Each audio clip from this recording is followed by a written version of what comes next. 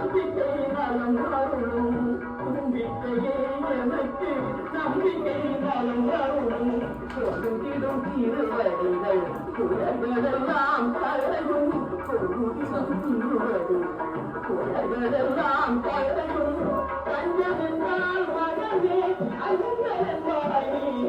அஞ்சமென்றால் மகனே அஞ்சலென்றாய் சகல புண்ணியங்கள் சகல புண்ணியங்கள் கணபதியே மேலமிக்கு மூத்தரவே